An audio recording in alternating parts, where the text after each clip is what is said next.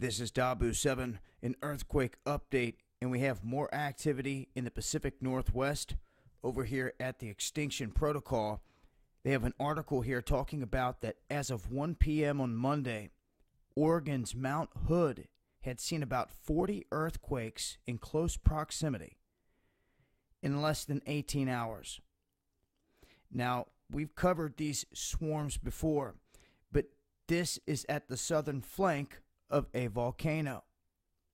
Now, USGS wanted to come out after the swarm was starting to get noticed by several people, and they wanted to state that this swarm was tectonic in nature, not from all the magma moving. Now, they're saying if they saw this activity up here in the dome, then they would be thinking, okay, maybe something's about to go down. I'm not going to rule out that this isn't magma on the move just because USGS wants to state that it's tectonic in nature. Now, we have another one, the most recent one and the largest one as of late, that just hit right here to the southeast of this. Now, some of these could be tectonic in nature. But all the censorship that we've seen in the past coming from some of these big sites leaves you to wonder, and you have to stay on top of it. I mean, you can see this is a very good swarm right here, the southern flank of Mount Hood. Now, it was just last week I was reporting on earth changes, and in that video I was talking about Mount St. Helens seeing the same thing, an earthquake swarm. That one pretty much associated with Mount St. Helens itself. And they were talking about magma moving in the chamber inside that volcano. This one, they're trying to say it's tectonic. And this is zooming in here on that spot, and you can see that these quakes are hitting right there up top on the volcano. If you were to go to some of these other earthquake maps, they won't even have them listed because they deem them insignificant or they're too small, whatnot. But a swarm like that is a telltale sign that there's something going on, and to ignore it and not even list it isn't wise, in my opinion. You can see there's been some activity up here in Canada, upper New England, and the biggest quake I've seen in some time off the East Coast, a 3.6. Off this shelf, but really it was on no plate boundary, anything like that, just out there off the coast. Now, a big one there would send a tsunami in toward Boston, New York.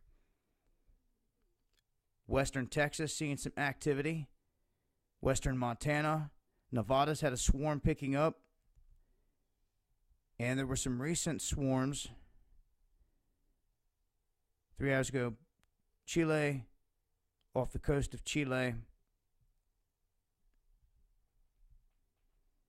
Back out a little bit here and look at this side of the Ring of Fire. You can see there's been a lot of mid-level quakes.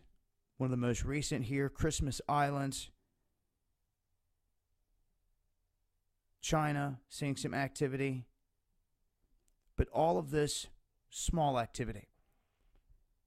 We were seeing some big quakes there for a while, and the spots they were hitting, we had Alaska, Chile known to get hit, Peru, even Ecuador, Costa Rica, El Salvador, Guatemala was an area that got hit.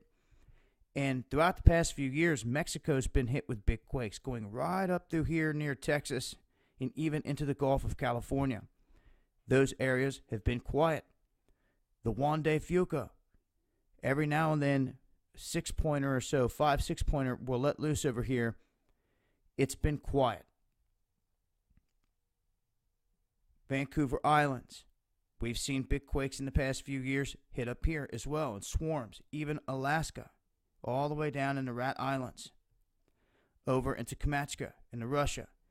And then, of course, Japan, we've seen the massive ones that hit there. But it's been rather quiet as of late as far as the big quakes go, so where the next one hits, no one knows for sure. But United States has several places that's overdue. It's been long overdue for big quakes. Pacific Northwest, New Madrid being probably one of the biggest here that's overdue. Yellowstone itself overdue for an eruption, as well as some of these other volcanoes. As you can see here, we was talking about Mount St. Helens, and then here recently, Mount Hood with the swarm to the south, but the swarm to the south of Mount Hood being a little different than what you just saw there. It's not hitting right there on the volcano, so we're going to keep an eye on this. If these start to march toward the top, you can say then it's associated with magma on the move. And we've witnessed that before in Africa. We've watched the earthquakes literally march right toward the top of a volcano, and it blew. So, you know, the West Coast does sit on the ring of fire, and these are going to spit out some ash at some point. It's best, if you live in this area, to have a plan. Now, you know, something mega like Yellowstone, if you can prepare for that and plan to survive that, then you should be able to survive any of the smaller activity that happens. Something to think about. Be wise to have a plan. But that's the latest here with volcano and earthquake activity. I'll leave links. It's been Dabu7.